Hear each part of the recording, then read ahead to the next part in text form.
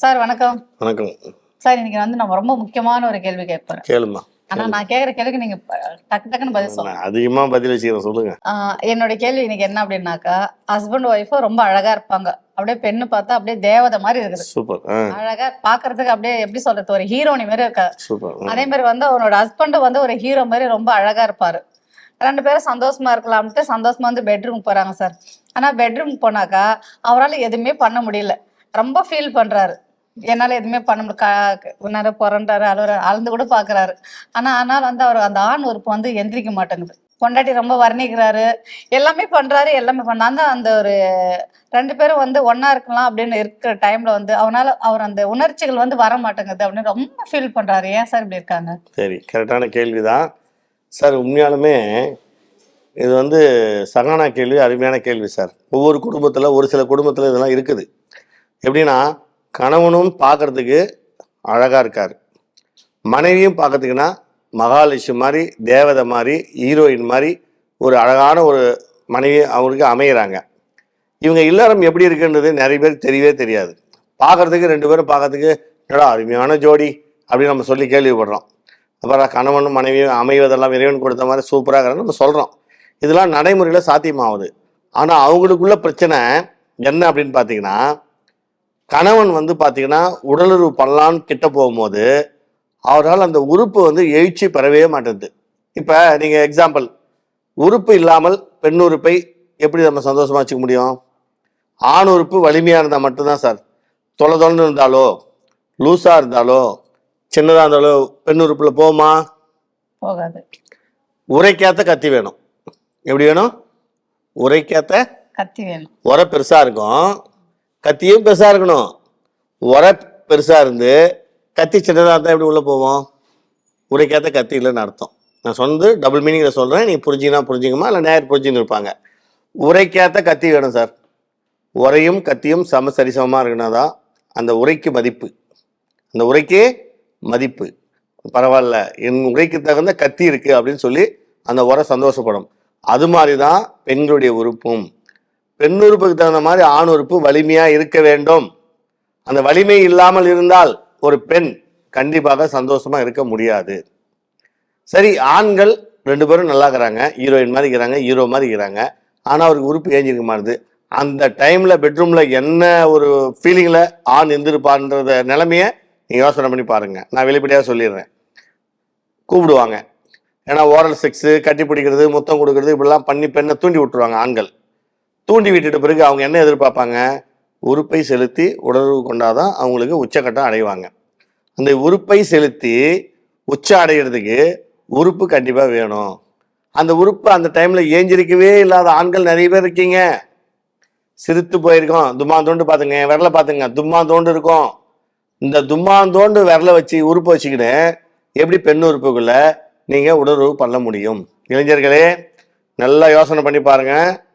மனநிலையில் இருக்காங்க, கணவன் ரொம்ப நேரம் செய்ய போறாரு, நல்லா ஜாலியாக இருக்க போறாரு அப்படின்னு சொல்லிட்டு அவங்க கட்டில் இருக்காங்க. ஆனால் இவருக்கு அந்த ஆண் உறுப்பு ஏஞ்சிருக்கவே மாட்டேங்குது, அது எழுச்சி பெற மாட்டேங்குது. அதாவது உறுப்பு 2 இன்ச்சு கூட இருக்கும் சார், 3 இன்ச்சு கூட இருக்கு சார், 4 இன்ச்சு கூட சார். ஆனால் எரெக்ஷன் ஆச்சு அப்படின்னா அது 8 இன்ச்சு 9 இன்ச்சு ஆகிடும் சார். தடிசாவும் நீண்டு வரும். இது கடவுளுடைய படைப்பு, இறைவனுடைய படைப்பு, ஆண்களுடைய உறுப்பினுடைய படைப்பு. தும்மாந்தோண்டு இருக்கும், ஆனால் பார்த்தா பெருசாகும். அப்படி இருக்கக்கூடிய உறுப்பு அந்த நேரத்தில் அவருக்கு ஏஞ்சிருக்கவே இல்லை, படுத்துக்கிச்சு, சின்னதாகி போச்சு. அவர் உருள்றாரு, பிறல்றாரு, கசக்கிறாரு, நசுக்கிறாரு, கண்ணீர் வடிக்கிறாரு.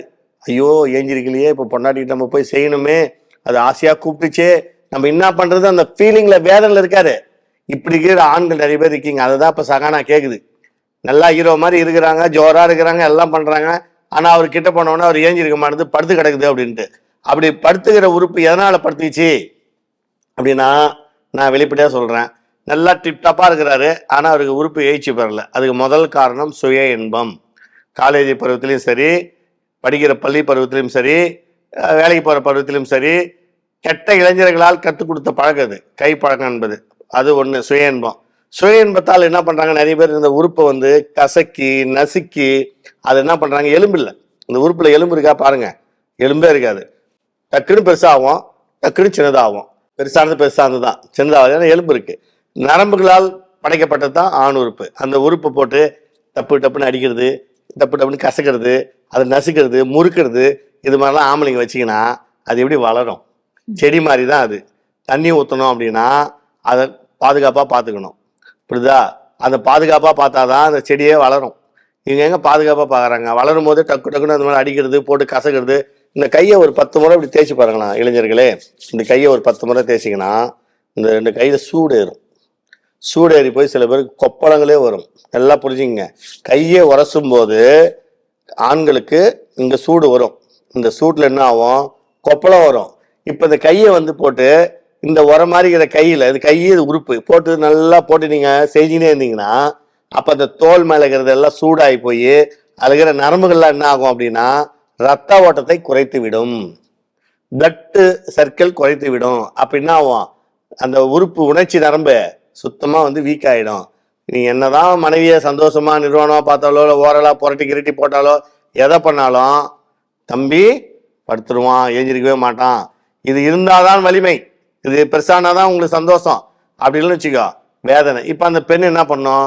கணவர் வந்து எல்லாத்தையும் உசுப்பேத்தி விட்டுட்டு நம்மளை வச்சிருக்காரு, இன்னும் கிட்ட வரலையேன்னு உட்காந்து இருக்கும். இவரு கையை பிடிச்சி கசக்கி நசுக்கி இசுக்கி எதோ பண்ணி பார்க்குறாரு, அது ஏஞ்சிருக்கல. அன்னைக்கு அவருடைய மனநிலை எப்படி இருந்திருக்கும்ன்றது யோசனை பண்ணி பாருங்க இளைஞர்களே. சத்தியமா சொல்றேன், அந்த பெண் வேதனைப்படுவாங்க. அது ஒரு நரக வேதனை. கணவன் வந்து மனைவி கிட்ட ஆசை வார்த்தைகளை காட்டி தூண்டி விட்டுட்டு பிறகு கணவன் படுக்கல அப்படின்னா அது நரக வேதனை, அந்த பெண் அனுபவிக்கிற வேதனை. இவருக்கு என்ன கிடக்குது? இவர் மாதிரி அடிச்சு பிடிச்சி கசக்கி பார்த்து ஏஞ்சிக்கல கம்முன்னு போய் ஃபீலிங்கில் கூட படுத்துக்குவாரு. ஆனால் அந்த அம்மா வந்து பாவம் வருவார் வெயிட்டிங்கில் இருக்கும். தயவு செய்து சொல்கிறேன் இளைஞர்களே, உங்களுக்கு சிஸ்டர் இருப்பாங்க, அக்கா இருப்பாங்க, தங்கச்சிங்க இருப்பாங்க. அவங்க நிலைமை இப்போ ஒரு உங்கள் மனைவிக்கு வந்த மாதிரி நிலைமை அவங்களுக்கு நிறைய பேருக்கு இந்த பெண்களுக்கு அந்த ஃபீலிங் வந்துச்சுன்னா நீங்கள் யோசனை பாருங்கள் எவ்வளோ கஷ்டமாக இருக்குன்னு யோசனை பண்ணி பாருங்க. நம்ம கூட பிறந்தவங்களும் இருக்காங்க, பெண்கள் தான் அவங்களும், நம்ம மனைவியும் பெண்கள் தான். அவங்க மனநிலை பாதிக்காத மாதிரி யார் இருக்கணும்? கணவன்மார்கள் இருக்கணும். ஒழுக்கமாக இருந்தால் மட்டும்தான் உறுப்பு ஆரோக்கியமா இருக்கும். ஒழுக்கம் கெட்டு போயிட்டால் உறுப்பு சின்னதாயிடும். புகைப்பிடிப்பது, மது குடிப்பது, பல பெண்களிடம் தொடர்பு கொள்வது, இதுவே தப்பு, புரியுதுங்களா? புகைப்பிடிப்பது தப்பு, மது குடிப்பது தப்பு, இன்னொரு பொண்டாட்டிகிட்ட போய் இன்னொரு பொண்ணுகிட்ட போய் இங்க வந்து உடலுறவு கொள்வது தப்பு. இதெல்லாம் பண்றதால என்ன ஆகும்? உங்க லைஃபை இதுதான் பாதிக்குது. அழகான பெண், தேவதை மாதிரி பெண் இருந்தும் உங்களால் உடலுறவு கொள்ள முடியலன்னா நீங்க வேதனை தான் பட்டு ஆகணும். ஏன்னா நீங்க செய்த பழக்க வழக்கங்கள் அப்படி. அதால இளைஞர்களே, இந்த டாக்டர் பழனிசாமி மூலமா சொல்ற விஷயத்த தயவு செய்து கையெழுத்து கும்பிட்டு உங்களை கேட்டுக்கிறேன். தயவு செய்து சுய இன்பத்தை அனுபவிக்காதீங்க. போதைக்கு அடிமை ஆகாதீர்கள். போதை என்பது உங்க உயிருக்கு ஆபத்தானது, உடலுக்கு ஆபத்தானது, கெட்ட புத்தியை கொடுக்கக்கூடியது. இது வந்து உங்களுக்கு அடிமையாயிட்டீங்க அப்படின்னா உங்க பேச்சை அது கேட்கவே கேட்காது, மூளை கேட்கவே கேட்காது. ஏன்னு வச்சுக்கா, அது அடிக்ட்னு சொல்றோம். அது வந்து போதைக்கு அடிமையானவங்க எல்லாமே சொல்ற பேச்சு கேட்கவே மாட்டாங்க, அது என்ன சொல்றதோ அதை தான் கேட்பாங்க. அது மாதிரி இருக்கும்போது உங்க ஆரோக்கியம் போயிடும். நிறைய பேருக்கு வந்து லிவர் ஃபெயிலியர் வருது, கிட்னி ஃபெயிலியர் வருது, சர்க்கரை வியாதி அதிகமாக வருது. இந்த குடிக்கிறதுனால வந்து பார்த்தீங்கன்னா டைம் சாப்பாடின்மை, தூக்கமின்மை, மன அழுத்தம் இதெல்லாம் வந்து நீங்கள் ஆண்மை இழந்து போயிடுவீங்க. உங்கள் குடும்பத்தில் உங்கள் லைஃப் வீணாக போயிடும். தயவுசெய்து இல்லற வாழ்க்கை இன்பமாக இருக்கணும் அப்படின்னா நான் சொல்கிறதெல்லாம் அந்த எபிசோடில் கேட்டு நான் சொல்கிற ஆரோக்கியமாக நீங்கள் இருந்தீங்க அப்படின்னா கண்டிப்பாக உங்கள் மனைவி சந்தோஷமாக இருக்கலாம். இப்பயும் சொல்கிறேன், தோண்டு போனவங்க, சின்னதாக இருக்கிறவங்க, எழுச்சி இல்லை, எரெக்ஷன் ஆக மாட்டேருந்து, என் மனைவிட்ட படுக்கவே முடியல அப்படின்னு யாராவது இருந்தீங்கன்னா இந்த கீழே இருக்கிற நம்பருக்கு கால் பண்ணி, தமிழ்நாடு ஃபுல்லாக நான் வந்து கேம்ப் நடத்துகிறேன், வெளிநாடுகளிலும் கேம்ப் நடத்துகிறேன், எல்லா மாநிலத்திலையும் ஆந்திரா, கர்நாடகா, கேரளா எல்லா மாநிலத்திலையும் நான் கேம்ப் நடத்துகிறேன். இந்த கேம்பினுடைய டேட்டை இங்கே இருக்கிற நம்பருக்கு நீங்கள் கால் பண்ணி அப்பாயின்மெண்ட் வாங்கிக்கின்னு ஒரு முறை வாங்க. உங்கள் சின்னதாகிற உறுப்பை ப்ராமிஸ் பண்ணி சொல்கிறேன், இளைஞர்கள் எல்லாருக்கும் நல்லா வலிமையாக்கி தரேன். நீண்ட நேரம் செய்யலாம், ஒரு முறை 2 முறை செய்யலாம். ஒரு பெண், உங்கள் மனைவி என்னை விட்டு எனக்கு போதும், எனக்கு திருப்தி ஆகிட்டுன்னு வாய் விட்டு சொல்கிற அளவுக்கு நீ நேரம் செய்கிற கேப்சூல், லேகியம், சூர்ணம் எல்லாம் வச்சுருக்கேன். அதால் பாதிக்கப்பட்ட இளைஞர்கள் கண்டிப்பாக ஒரு முறை நேரம் என்கிட்ட ஆலோசனை பண்ணுங்கள். உங்களை ஹீரோ மாதிரி ஆக்குறேன். ஒரு முறைக்கு 2 முறை.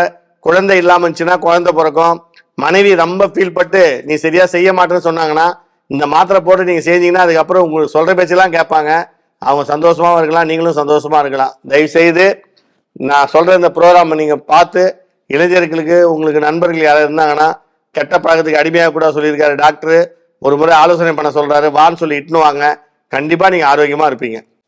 ரொம்ப நன்றி சார், ரொம்ப நல்லா சொன்னீங்க. கெட்ட பழக்கம் வச்சுக்கூடாதுன்னு சொல்லியிருக்கீங்க. சிகரெட்டு, தம்மு, அப்புறம் வந்து அடுத்தவங்க ஒய்ஃபு கிட்ட போகிறது, அது எதுவுமே வேண்டாம், பண்ண விடான்னு சொல்லியிருக்கீங்க சார். அழகாக வந்து சூப்பராக சொன்னீங்க பதில். ஓகேங்களா, அழகான தேவதை ஒரு ஹீரோ அவங்களுக்கு சொன்னீங்க. இப்போ அடுத்தது வந்து நம்மளுக்கு நிறைய பேர் வந்து இப்போ ஃபோன் மூலிமா வந்துட்டு கேட்கறதுக்கு கூச்சப்பட்டுன்னு லெட்டர் போட்டிருக்காங்க சார்.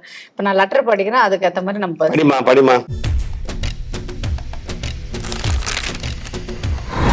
டாக்டர் பழனியின் ஆலோசனை. லெட்டர் படிக்கலாம். ஐயா வணக்கம், என் பேர் குமார். எனது வயது வந்து 52. எனக்கு கல்யாணமாகி 20 வருடங்கள் ஆகிறது. என் மனைவிக்கு வயது 45. எந்த கெட்ட பழக்கமும் இல்லை.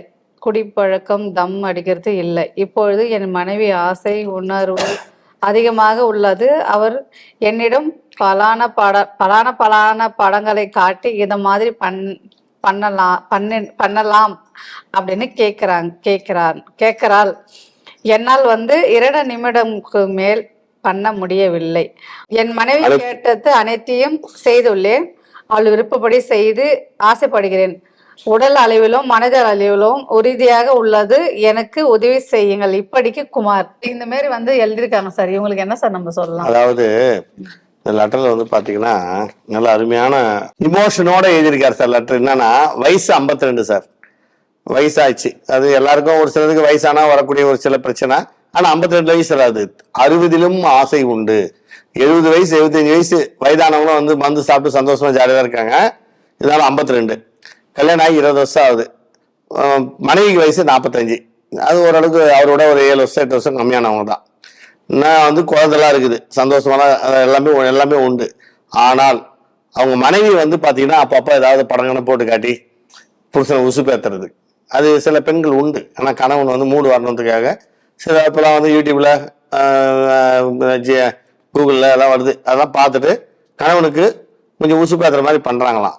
அப்படி உசுப்பேற்ற மாதிரி பண்ணால் கூட அவருக்கு அது எழுச்சி வரலை. அவர் மனைவி தேவையானதெல்லாம் வாங்கி கொடுக்குறாராம். ஆனால் இதை மட்டும் நிறைவேற்ற முடியலையா. ஆனால் மனதளவிலும் உடல் அளவிலும் தைரியமாக இருக்காராம். மனதளவிலும் உடல் அளவிலையும் இன்னும் வந்து அவருக்கு அந்த ஃபீலே வரலையா. எப்படியா இருந்தாலும் மனைவி சந்தோஷப்படுத்த நம்பிக்கையில் இருக்காரா. அந்த நம்பிக்கைக்கு தான் என்ன கேட்டிருக்காரு, இதுக்கு என்ன சொல்யூஷன், என்ன பண்ணலாம் அப்படின்னு கேட்டிருக்காரு. அதுக்கு தான் Arunachaleswara herbal care private limited இருக்கு. இது மாதிரி இளைஞர்கள், வயதானவர்கள், முடியாம மனைவிட்ட படுக்க முடியாதவங்கெல்லாம் அருமையான மருந்து மாத்திரலாம் வச்சிருக்கேன். நான் பல வருஷமா சொல்லிட்டு இருக்கேன். ஆண்மையை இழந்தவர்கள், உறுப்பு சிறுத்து போனவங்க, பொண்டாட்டி கிட்ட போனா படுக்கவே முடியல, என்னால செக்ஸே பண்ண முடியல அப்படின்னு நிறைய பேர் ஃபீல் பண்றவங்க, இவங்களுக்கு எல்லாருக்கும் வரப்பிரசாதம் நான் வச்சிருக்கேன். அமிர்தம் வச்சிருக்கேன், கேப்சூல் வச்சிருக்கேன், டேப்லெட் வச்சிருக்கேன், லேகி வச்சிருக்கேன், டானிக் வச்சிருக்கேன், உறுப்பு வலிமையாகிறதுக்கு ஆயில் முதல் கொண்டு வச்சிருக்கேன். நான் கொடுக்குற கேப்சூல்லாம் நீங்க சாப்பிட்டீங்கன்னா ஒரே ஒரு கேப்சூல் போட்டா போதும், அன்னைக்கு ஃபுல்லா சந்தோஷம் தான். ஒரே ஒரு லேகி சாப்பிட்டா போதும், அந்த வாரம் ஃபுல்லா உடல் தான். மனைவியே போதும், என்னால முடியல விட்டுருக்கேன்னு சொல்ற அளவுக்கு பண்ணக்கூடிய அருமையான சிகிச்சை வச்சிருக்கேன். சகானா நேயர்களுக்கு கொடுப்போம். கீழே இருக்கிற நம்பரை கால் பண்ணுங்க, என் அப்பாயின்மெண்ட் வாங்குங்க. தமிழ்நாடு ஃபுல்லா வரேன், கேம்ப்ல வந்து மீட் பண்ணுங்க. அருமையான கேப்சூல் தரேன், ஒன்னே போட்டா போதும், என்னை பாராட்டுவீங்க. பழனி டாக்டர் தான் பெஸ்ட் டாக்டர்னு. அது மாதிரி கல்பெல்லாம் வச்சிருக்கேன். உங்களுக்கு 1 முறை 2 முறை 3 முறை செய்யற மாத்திரலாம் வச்சிருக்கேன். ஒரு முறை ட்ரை பண்ணி பாருங்க, கண்டிப்பா என்னை பாராட்டுவீங்க. உங்க இல்லறம் சந்தோஷமா இருக்கும். நன்றி, வணக்கம்.